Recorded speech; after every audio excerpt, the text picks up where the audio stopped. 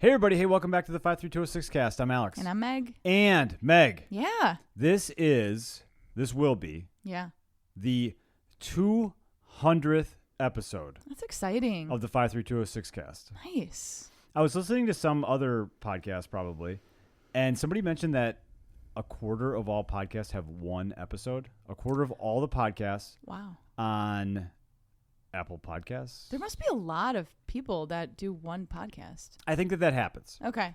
I think that happens a lot. Huh. Quarter of a lot of work for just one podcast. Well. Okay. Yeah. Sure. It was a lot of work one time. Yeah, that's true. Then once you do like the second one, it's like, well, I just did the. Yeah, let's just do a third. Yeah, right. Let's do I think that's how it goes. But Meg, this is the 200th episode of the 53206 cast. We started doing this podcast in the summer of 2020. Yes. So I think that means that it's 4 years, or is it 5? You're the math guy. This is the type of math that always messes me up. So in 2021, that would have been 1 year. Mm-hmm. 22 would be 2 years. 23 would be 3 years. 24 would be 4 years. Oh, it is. This is the 5-year anniversary. We've been doing this for 5 years. Okay. Come August. Sure. I mean, in a few weeks. Practically August. Yeah, I guess. Yeah. Close enough. Yeah. Close enough. Yeah. So 5 years, 200 episodes of the podcast. We've been living in the neighborhood. Just in case you're brand new and you saw 200 episodes, you thought, now I'm going to start listening.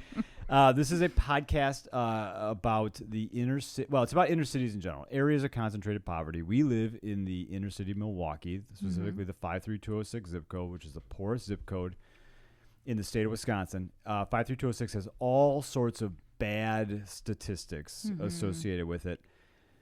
And this podcast does probably two things. It helps the listener understand inner city dynamics because we want you to be able to, if that was something that you were so inclined to do, help make it better. Help make it better. And honestly, Meg, I know a lot of our episodes are kind of like fall around the theme. Not a lot, but we're really careful about the way that we try to communicate how somebody might want to help, to try to keep them away from like any kind of white savior mentality. And I would probably say, I don't even know if there is a term for this, but there probably is. I just don't know it. You know, so when we started this podcast, Meg, it was right after George Floyd was murdered. It seemed like this was something we had kicked around for a little while. It seemed like there was a shift going on in the world. And it did seem like there was a shift going on in terms of racial reconciliation. And people were just open to learning more about stuff, and they were open to... I think specifically, and I know you're right in the middle of a sentence, but I think specifically people had really saw our neighborhood as there's no value in our neighborhood. And I feel like people were also just saying, like, not only just our neighborhood has no value, but the people in our neighborhood knows no value. And people were, I think, starting to turn the corner there and seeing, oh, there is value from people who live in inner city spaces. Yeah, and for the first 15 years of living here, so up until the point that we moved in 2006, up to 2020, if you took all of the instances of the times where people said something negative about our neighborhood, sketchy, bad. Ghetto. I don't want to go over there. You know, I had to drive through there and I was so scared. Yeah. Those kinds of statements. Yeah. The first 15 years, there were. This isn't even going to make sense because obviously there would be more. There were a lot of those statements. Yeah. But the rate at which those comments and statements would be made without any kind of like self-check or second thought to what the person was saying. There was a clear delineation between 2020 and it was very different. Before and an after. Where now, I would probably get more comments like that in 1 year, say 2017. I would have had, I don't know, 150 of those comments. Every other day someone makes a comment. Oh, yeah. I talk to a lot of people. Who are you Back when I was working in the schools. Okay. I used to talk to all sorts of people. They're always, whatever. They get all in their feelings about having to go near the inner city. Okay. I would say that... I guess working out of my home, I don't talk to as many people you as don't. you. And nobody knows where you are. Yeah. Because they just see the wall behind you. Or the dog. Or the dog. But I would say in that year, I heard more comments like that than I have in the last 5 years. Okay. So just to kind of put it as a reference. Yeah, I still hear them every once in a while. Mm-hmm. But they are surprising to me when I do hear them. Mm-hmm. They're kind of out there now. Yeah. As in like, okay, this person just has yet to understand the thing that many people now understand to be true, that neighborhood's not something to fear. It's not something to stay away from. It's actually a lot of people that could maybe just use a helping hand sometimes. Yeah, maybe some resources. And I think we should talk about like the bell curve. And, on that bell curve, I think like we're past the past the hump.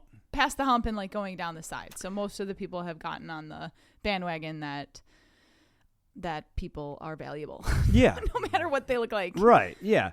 So, and I do think that there's probably some new term that will come out. I'm going to throw it out there as a prediction that there's, like the white savior mentality. Yeah. Well, I don't know that it will always be, the first part will be white. I think it's just anybody with resources will, because typically I think that the white savior mentality was, well, I'm a white person, I have resources. There's been a long-standing history of terrible things done to black people, and so I'm gonna now try to right the wrongs. I think we'll probably, because yes, there are still a tremendous amount of racial issues within our country and our society, but I do think there's less than 2019. Well, it's interesting you say that, because I feel like now people are a little bit more upfront about their prejudices. Okay. And I think that's an interesting. Yeah, but I wonder if it's. I wonder maybe, but I also wonder if the part of the bell curve that hasn't reached that group of people, if they were always just the most boisterous. Yeah, yeah. It wouldn't surprise me if that's the case. Mm-hmm. But I got interrupted a couple of times, which is great. I love it when you interrupt me on the podcast. But the point I was trying to make is, there are going to be a group of people that have means, have access, and will come at it in a way that isn't super helpful or productive or healthy, honestly. Yeah. But we try to give some advice about how you might want to approach, because we were in a similar situation when we first moved in here. We had no idea what we were doing and thought, let's go there to help. And then we realized, wow, there's so many bigger issues going on. And to be honest, we didn't do much for, I'd say 10 years-ish. Sure. I think we were a good neighbor, but I don't think we did anything else. Which isn't bad. It's not bad. It's not bad because, if you live in an area with high transiency and you can and low home ownership, and you can be somebody stable and just a good neighbor. Yeah. That don't steal somebody's garbage cans. Yeah, don't steal their garbage cans. Don't put your garbage in their garbage cans. Don't put garbage in your recycling container. Yeah. Thank you for. Meg, do you remember? Oh man, this was crazy. So you love recycling. I do. You will recycle anything and everything. It's probably counterproductive, honestly. It might be, yeah. But that's great. I think you're great. I'm so happy that you are a recycler. Do you remember when we were not? There was a time before we were given a recycling garbage cart. Yes. Like a long time. Yeah. 10 years probably. Yeah. Yeah. And during those 10 years, you would pile up the recycling in the basement, because they would give us one of those like little bins. A bin. Yeah. A bin. And I would say a bin, it's probably and at I least, think this was probably all of Milwaukee County. I'm sure. It wasn't neighborhood specific. Yeah. Although I did see other places with garbage or with recycling carts, and was very jealous. Yeah. Because like 10 bins, like I think it's probably about 10 bins per cart. So you can fill the bin up 10 times the same amount that it would take to put in the cart. I'm just guessing. Yeah. Okay. So let's call it 10. Okay. So we fill up 2 recycling carts a week. Yeah. So that means that we were filling up 20 bins. Okay, so I don't even remember. So I put them in the basement. So you would pile everything up in the basement, and then when the pile got big enough to warrant a trip to the dump, I would put it in. We had a littler pickup truck back then. I would put it in the pickup truck, and I would take all of the recycling to That's the funny. dump. I don't remember that. Yeah. Yeah, I remember because I did it over and over and over again. Sure. So Meg, 200 episodes. Yeah. 200 episodes. We could go a couple of different directions. Well, I think somebody recently asked me, why did you start it?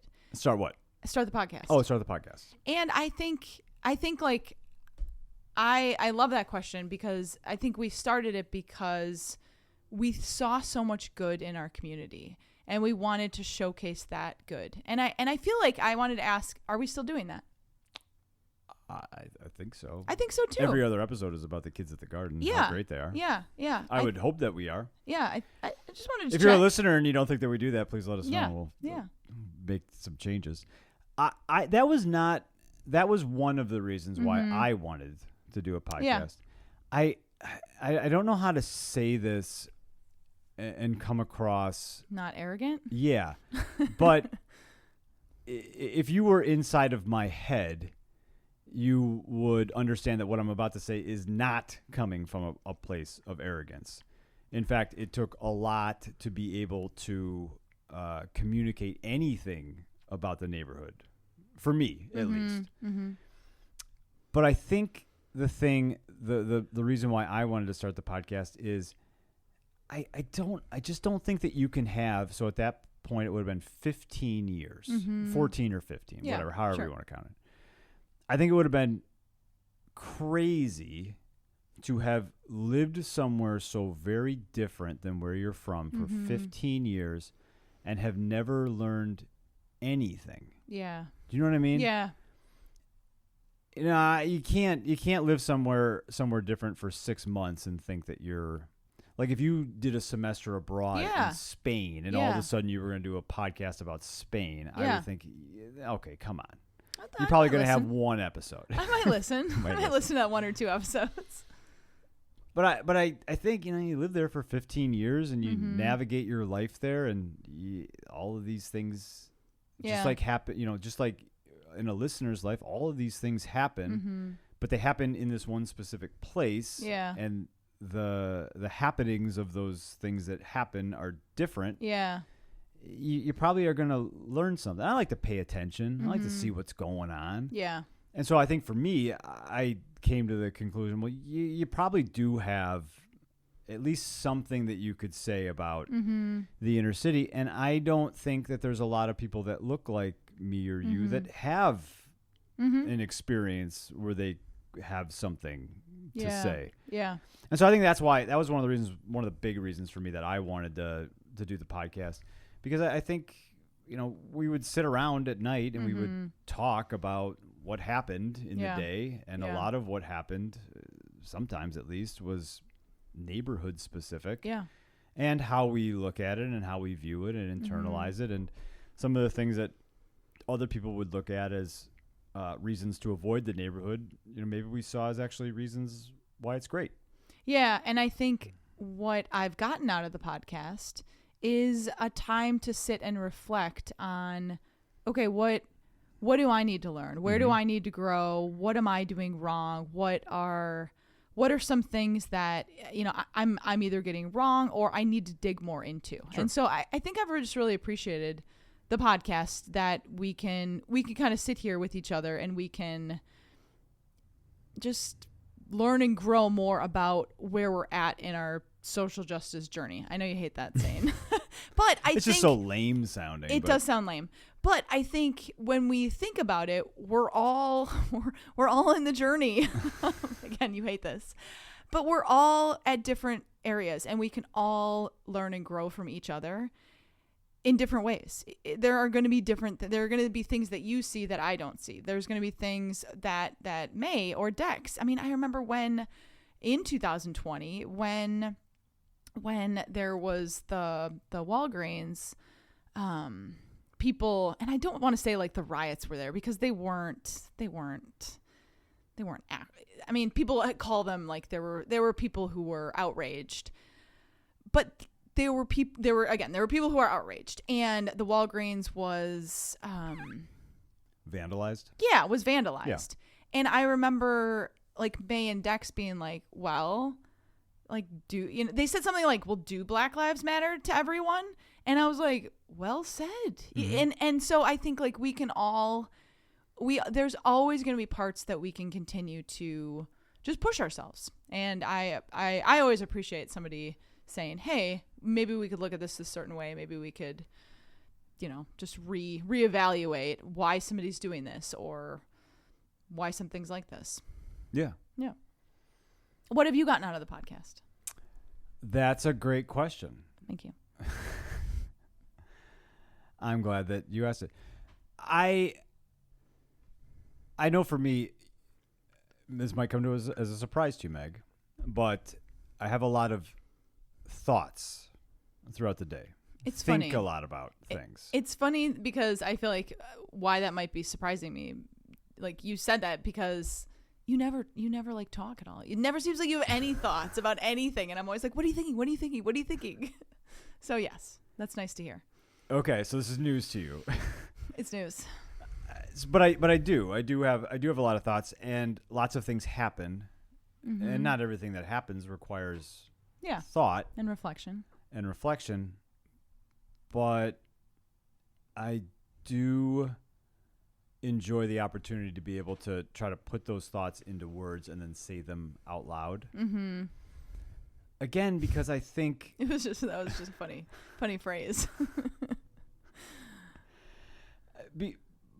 But I enjoy the opportunity to do that because I think that, again, if you've lived somewhere for a while, I'm not the expert. No, neither one of us are an expert. But at the same time, I don't know a lot of other people that look like us that have lived in a neighborhood like ours. There aren't any in our neighborhood, which would make me think there aren't any in, or there are few and far between in neighborhoods similar to ours. And I think my peer group is potentially missing out on some really great things that I would like to tell them about. Yeah. And, I know in the next episode, because we actually recorded it before this one, I know you, Meg, you're very hesitant to talk about some of the deficiencies in the neighborhood. Yeah. I'm not as hesitant. Yeah. Because I think the areas that are a deficiency, many of the times when I think about my own life, if I have an area where I'm deficient, I look at it as an opportunity of growth, which is great. Everybody can grow all the time. You can you can always constantly be a better version of how you are. I know I'm a better version of myself than when I was in 2025 or in 2020. And 2025. I was terrible at the start of the year. It was the worst. But even with talking about some of the deficiencies, I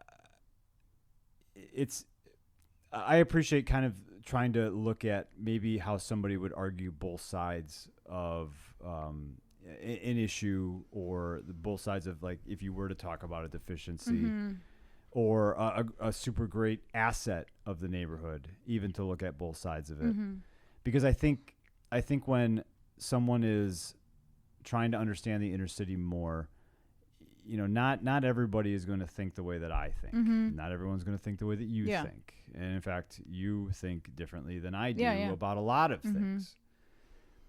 So I appreciate kind of thinking about, how might somebody that disagrees with me politically might want to interpret something that I'm talking about here. Yeah. Or somebody that does agree. Like how could I attempt to communicate what goes on, good or bad? How could I attempt to communicate that just so that it's a well-rounded discussion about inner city issues? And again, I don't know of a lot of places that do that. So that's what I get out of it. Yeah, and I think that brings up a good discussion just around how we always need more people on the side of social justice, and more people on the side of, distributing resources. And so I think that's something that I hope people get out of the podcast, that, we want everyone to join in, and everyone can learn and grow from each other, but we all need each other, and we all need everyone to be able to solve, some of these super big issues like systemic racism or poverty or just all of the different injustices. Yeah, I want to just share something real quick because it just popped into my head. And, there's we have the mowing group. Yeah. At the garden. At the garden. We got this. There's a mowing group. And the mowing group goes out and they cut grass. Today it rained, so they didn't cut a ton of grass. But they did a bunch of other things and were cutting grass.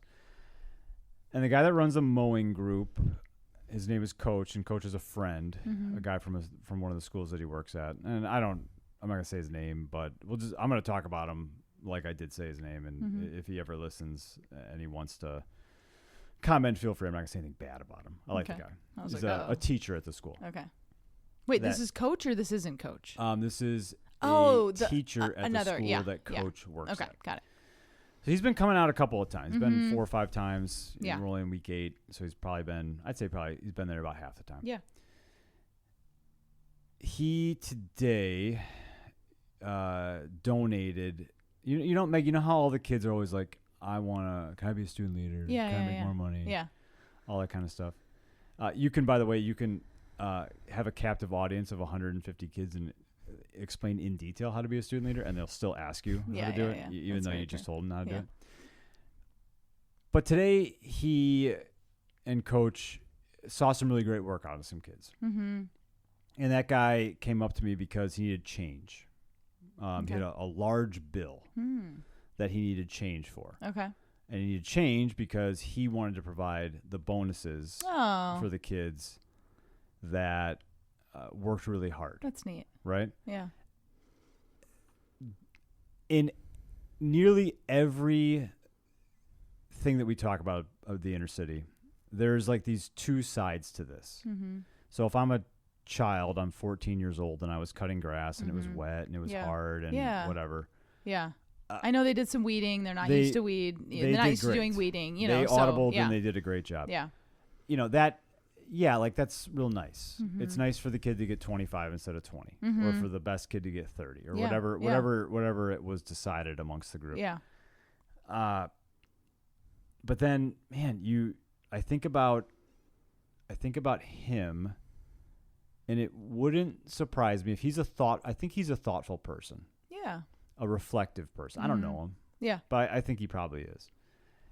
It wouldn't surprise me if that of handing that large bill and getting change and handing the money out to the kid was one of the highlights of his week. Yeah. Or whatever. Not just because he got to give kids money, because he got to give kids money for working extra hard, and he already had a relationship with them, and he was able to see their joy. He was able to help them like gain the understanding of hard work. That's what, he wasn't just giving out money. He was giving out so much more. Right. Yeah.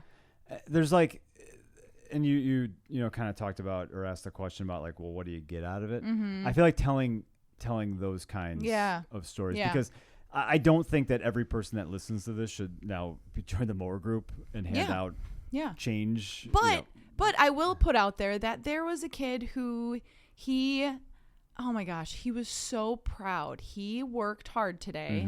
He got there late and he was mad at himself, but he's gotten there late before, and he still got there in enough time that he could. He was like the last. Yeah, he was one of the last ones. Yeah, but he was so proud that he bought himself a bike. He spent $20. Yeah. Apparently, one of the student leaders got some bikes and sold them to kids, which great. Hopefully. Yeah. But so this kid came and he was like, I'm really excited to come the next few weeks because I have to pay $120 for a football helmet. And I thought, I feel like somebody might want to chip in for that. He saves up $40. He saves up $60. Maybe somebody else could spend another $60 for him. Yeah, I would probably go one step farther and say, if somebody was like, oh, I would be into doing that if that kid did that equivalent amount of work. Yeah. Cut the grass whatever. I don't know what yeah. Whatever, however many times. Mm-hmm. 8 times. Yeah. Probably something like that. But I love that he bought something. Yeah. And then he was like, all right, now I need to save up for my next thing. And it was a really neat opportunity for him to be able to have a bike, which is super cool. Really, really neat to be able to have a bike. But then also to know, okay, I can use these next few weeks to help save up for this. Yeah. And he's the type of guy that, he's always asking, can I borrow the lawnmower? I'm going to try to go make some money. And he's great. Yeah. Yeah. I don't know where I was going with that. It's okay. Yeah. Yeah.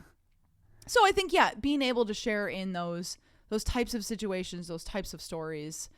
And again, I think it's showcasing the wonderful things about our community, without belittling or without, I just never want somebody to.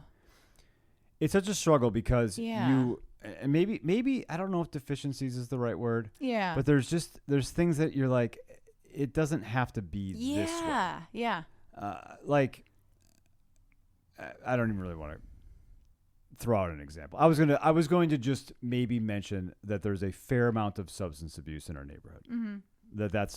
And I would look at that and I would say, well, that's kind of a deficiency in the neighborhood. Yeah. Like that's one of the things you're like, it probably would be better if that wasn't the case. Yeah, but I also feel like that's probably in a lot of different. However, I would say we're probably tracking higher than the average. I don't know. But, so I never want to like say one of those things and then, have that be the story that's told. Exactly. Because it's not. Like the story that's told, the story that should be told is this kid wants to work so that he can play football and is willing to work and just wants an opportunity to work. Yeah. And doesn't even go about it really the wrong way. He just wants an opportunity, just like the 140 kids that were standing in the rain today.